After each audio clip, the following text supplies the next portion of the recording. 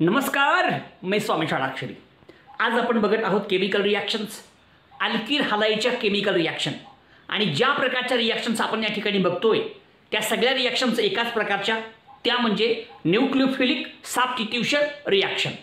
म्हणजे या ठिकाणी आपण अल्किल हलाईच्या न्यूक्लियोफिलिक सबस्टिट्यूशन रिॲक्शन बद्दलची माहिती घेत आहोत। ठीक आहे, आज आपल्याला दोन रिॲक्शन घ्यायचं आहे। अल्किल हलाईची रिॲक्शन पोटॅशियम सायनाइड सोबत, त्याचबरोबर अल्किल हलाईची रिॲक्शन सिल्वर सायनाइड सोबत।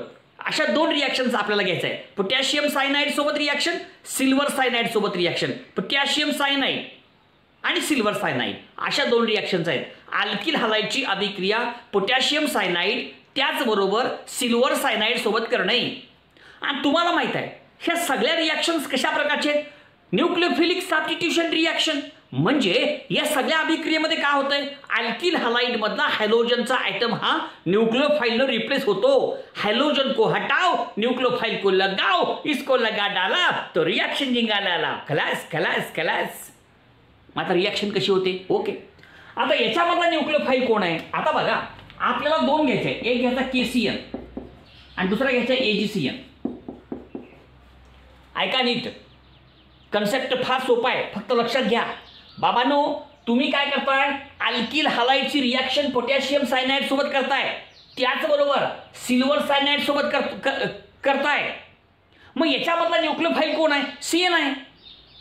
याच्यामधला जो न्यूक्लियोफाइल आहे तो सीएन आहे, परंतु सीएन हा असला तसला न्यूक्लियोफाइल नहीं, इसकी बात तो कुछ अलग है। काय वेगळेपण आहे हो बाबांनो? ह्याच्यामध्ये एक वेगळं वैशिष्ट्य आहे की हा जो न्यूक्लियोफाइल आहे CN, C triple bond N, याच्यावरती भी मायनस चार्ज येतो आणि याच्यावरती भी मायनस चार्ज येतो। बाबा हा जो सीएन आहे तो कसा आहे? एम्बिडंट न्यूक्लियोफाइल आहे। एम्बिडंट न्यूक्लियोफाइल, एम्बिडंट न्यूक्लियोफाइल। सीएन हा न्यूक्लियोफाइल आहे, परंतु सीएन हा असा तसा न्यूक्लियोफाइल नाहीये। याचं एक वैशिष्ट्य वेगळं आहे। काय? याला म्हणतात एम्बिडंट न्यूक्लियोफाइल। आता एम्बिडंट न्यूक्लियोफाइल म्हणजे काय ते आपण बघू। बरं, ठीक आहे। आता बघा, इथं आपण लिहू हेडिंग, एम्बिडंट न्यूक्लियोफाइल म्हणजे काय? एम्बिडंट न्यूक्लियोफाइल कशाला म्हणतात त्याच्याबद्दलची थोडक्यात माहिती या ठिकाणी आपण घेऊया। ठीक आहे, तुम्हाला आता सांगितले की हा जो सीएन आहे, हा सीएन कसल्या प्रकारचा न्यूक्लियोफाइल आहे? एम्बिडंट। आता एम्बिडंट म्हणजे काय हो? एम्बिडंट म्हणजे अशा प्रकारचा न्यूक्लियोफाइल ज्याच्याकडे एकापेक्षा जास्त अटॅकिंग साइट असतात। Having more than one attacking site, असा nucleophile that is called the ambident nucleophile. म्हणजे अशा प्रकारचा न्यूक्लियोफाइल जो एकापेक्षा जास्त बाजूने अटॅक करू शकतो, असा जो कोणी न्यूक्लियोफाइल असतो that nucleophile is called as काय? Ambident nucleophile. आता समजा OH मायनस आहे बाबा, OH मायनस हा ओच्या बाजूने अटॅक करतो, एचच्या बाजूने कधी अटॅक करत नाही। हा जो आहे OH मायनस हा फक्त एकाच बाजूने अटॅक करतो, कुठल्या? ओच्या बाजूने। परंतु हा तुमचा सीएन असा न्यूक्लियोफाइल आहे जो कार्बनच्या बाजूने पण अटॅक करतो आणि नायट्रोजनच्या बाजूने पण अटॅक करतो। म्हणजे सीएन हा अशा प्रकारचा न्यूक्लियोफाइल आहे ज्याच्याकडे एकापेक्षा जास्त अटॅकिंग साइट आहे। This CN can attack from carbon side and also from the nitrogen site. या दोन्ही साइड कडून अटॅक करू शकतो, या बाजूने पण अटॅक करू शकतो, या बाजूने पण अटॅक करू शकतो।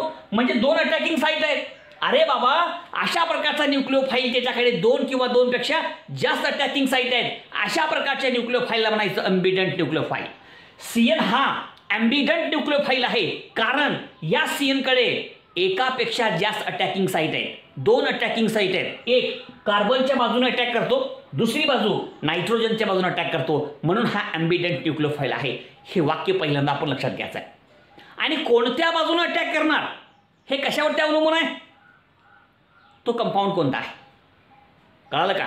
म्हणजे कधी हा ह्या बाजूने अटॅक करतो, कधी हा या बाजूने अटॅक करतो। म्हणजे ह्याच्या अटॅकिंग साइट दोन आहेत, कधी कार्बनच्या बाजूने डिचक्याव, कधी नायट्रोजनच्या बाजूने डिचक्याव, इकडच्या बी बाजूने डिचक्याव इकडच्या बी बाजूने डिस्काउंट, दोन्ही बाजूने डिस्काउंट. मग अशा प्रकारचा जो न्यूक्लिओफाईल असतो, अशा प्रकारच्या न्यूक्लिओफाईलला म्हणायचं ॲम्बिडंट न्यूक्लिओफाईल. आणि हा न्यूक्लिओफाईल कसा आहे? ॲम्बिडंट, जो दोन्ही बाजूने अटॅक करू शकतो. ठीक आहे. आता रिॲक्शन घेऊयात. रिॲक्शन घेत असताना ह्या सगळ्या गोष्टी तुमच्या सर्वांच्या लक्षात येतील. ओके, बघा आता. Having more than one attacking site, एकापेक्षा जास्त अटॅकिंग साइट असणे. Having more than one attacking site. Having more than one attacking site. Okay. आता तुमच्यासमोर एक उदाहरण घेतो. एक घेतो केसीएनचं आणि दुसरं घेतो एजीसीएनचं. रिॲक्शन फार सोपे आहे. रिॲक्शनमध्ये काय टेन्शन घ्यायचं नाही. हा भाग वेगळा आहे, समजून घ्या फक्त. हा वेगळा भाग आहे, आपण लक्षात घेणं फार महत्त्वाचं आहे. मग आता हा कोण आहे? केसीएन. केसीएन हा कसला कंपाऊंड आहे? आयोनिक कंपाऊंड आहे.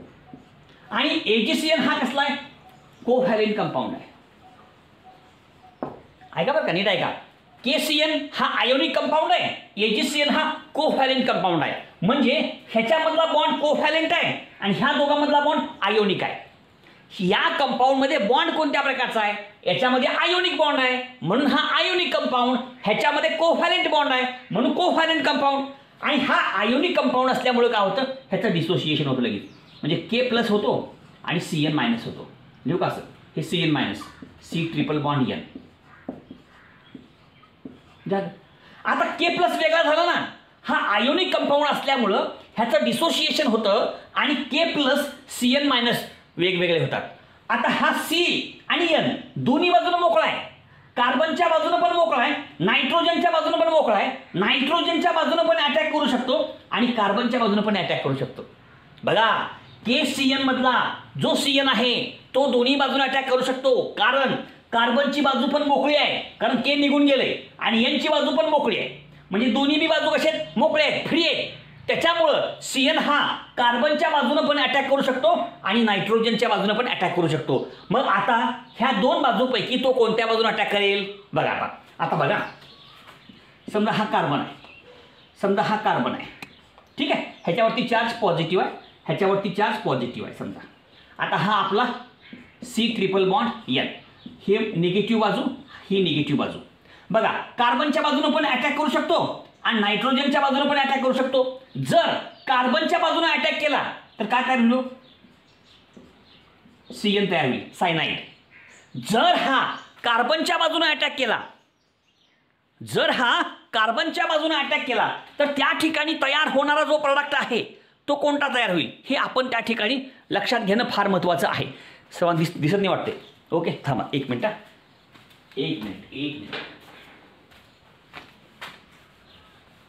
Worry go.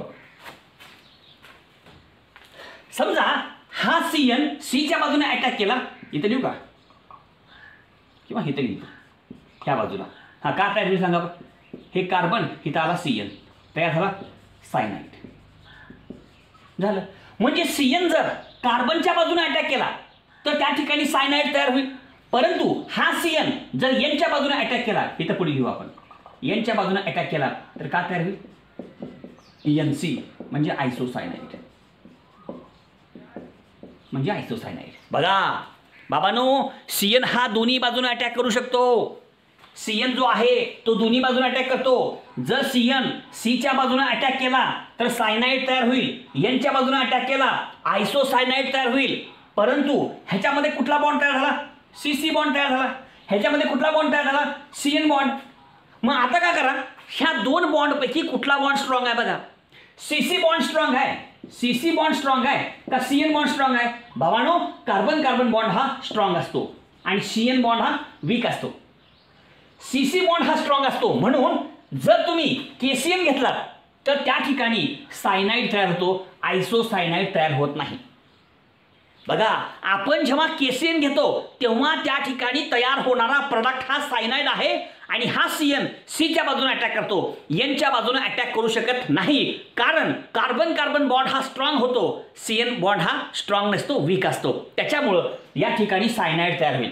म्हणजे तुमच्या केसीएन मधला सीएन दोन्ही बाजूने अटॅक करू शकतो, दोन्ही टोकं मोकळे आहेत, परंतु हा कार्बनच्याच बाजूने अटॅक करेल, कारण कार्बनच्या बाजूने अटॅक केल्यावर कार्बन कार्बन बॉन्ड तयार होतो आणि कार्बन कार्बन बॉन्ड हा कार्बन नायट्रोजन बॉन्डपेक्षा स्ट्रॉंग आहे.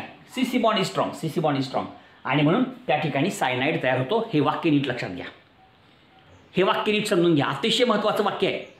मग आता AgCN जेव्हा घेता तुम्ही AgCN, तेव्हा कोणता येतो प्रॉडक्ट? जेव्हा तुम्ही KCN घेता, पोटॅशियम सायनाइड घेता, तेव्हा पोटॅशियम सायनाइडमधला CN हा कार्बनच्या बाजूने अटॅक करतो आणि तयार होणारा प्रॉडक्ट हा सायनाइड आहे. परंतु आपण जेव्हा AgCN घेतो तेव्हा मात्र तो कार्बनच्या बाजूने अटॅक करत नाही, तो नायट्रोजनच्या बाजूने अटॅक करतो आणि सायनाइड तयार होण्याच्या ऐवजी वेगळाच प्रॉडक्ट त्या ठिकाणी येतो. कसं ते मी सांगतो बघा. आता लक्ष देऊन ऐका बरं का, लक्ष देऊन ऐका, पुस्तक आता हे पुस्तक पाहिजे एक कळालं की आपल्याला.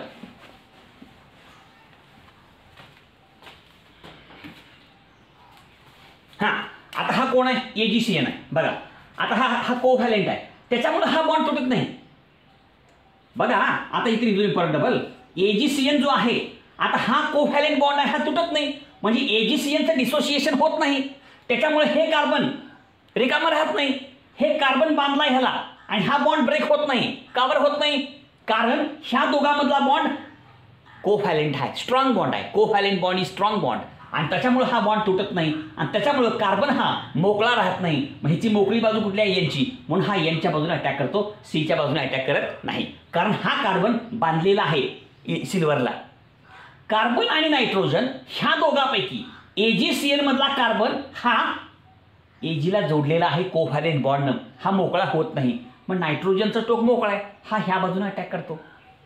कळलं का नाही कळलं? बघा या ठिकाणी AgCN मधला CN हा नायट्रोजनच्या बाजूने अटॅक करतो, ह्या कार्बनवरती असा अटॅक करतो आणि त्या ठिकाणी NC बॉन्ड तयार होतो, Nच्या बाजूने अटॅक करतो आणि त्या ठिकाणी आयसोसायनाइड तयार होतो. म्हणजे आपण जेव्हा सिल्वर सायनाइड घेतो तेव्हा त्या सिल्वर सायनाइड मधला CN हा Nच्या बाजूने अटॅक करतो. Nच्या बाजूने अटॅक का करतो? कारण कार्बनचं जे टोक आहे ते मोकळं नाही, कारण हा कोव्हॅलेंट कंपाउंड आहे, कोव्हॅलेंट बॉन्ड ब्रेक होता नहीं भाई, ये अटैक नहीं कर सकता कार्बन की बाजू से, त्याच्यामुळे हा Nच्या बाजूने अटॅक करतो.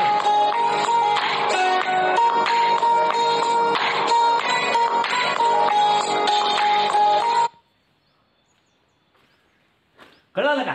म्हणून हा Nच्या बाजूने अटॅक करतो आणि मग त्या ठिकाणी तयार होणारा जो प्रॉडक्ट आहे तो आयसोसायनाइड तयार होतो. म्हणून एक वाक्य लक्षात घ्यायचं, आपण जर KCN घेतलं, इथे लिहितो वाटल्यास, आपण जर KCN घेतलं तर त्या ठिकाणी तयार होणारा प्रॉडक्ट हा सायनाइड असतो. बघा आपण जर KCN घेतलं तर या ठिकाणी हा CN कार्बनच्या बाजूने अटॅक करतो आणि तयार होतो सायनाइड. आणि आपण जेव्हा AgCN घेतो तेव्हा Nच्या बाजूने अटॅक होतो आणि त्या ठिकाणी तयार होतो आयसोसायनाइड. ॲम्बिडंट न्यूक्लिओफाइल आहे, म्हणजे KCN मध्ये Cच्या बाजूने अटॅक करतो आणि AgCN मध्ये Nच्या बाजूने अटॅक करतो. आता कोणत्यामध्ये कसा अटॅक करतो लक्षात ठेवायचं.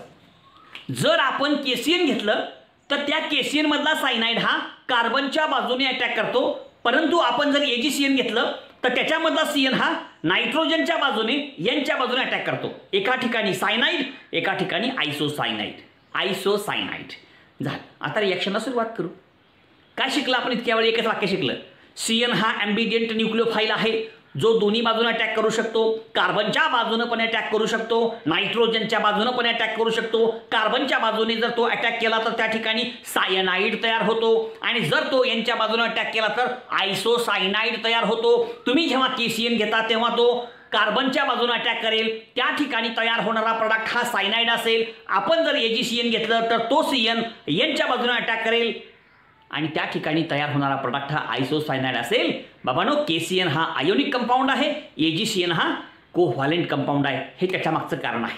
ओके, समजलं? तर अशा प्रकारच्या ह्या सगळ्या रिॲक्शन्स आहेत. हा CN Cच्या बाजूने पण अटॅक करू शकतो, Nच्या बाजूने पण अटॅक करू शकतो. Cच्या बाजूने अटॅक केल्यावर कोणता प्रॉडक्ट येतो आणि Nच्या बाजूने अटॅक केल्यावर कोणता येतो हे आपण लक्षात ठेवायचं. ओके, रिॲक्शनला सुरुवात करू. आता नेमकी रिॲक्शन बघू आपण.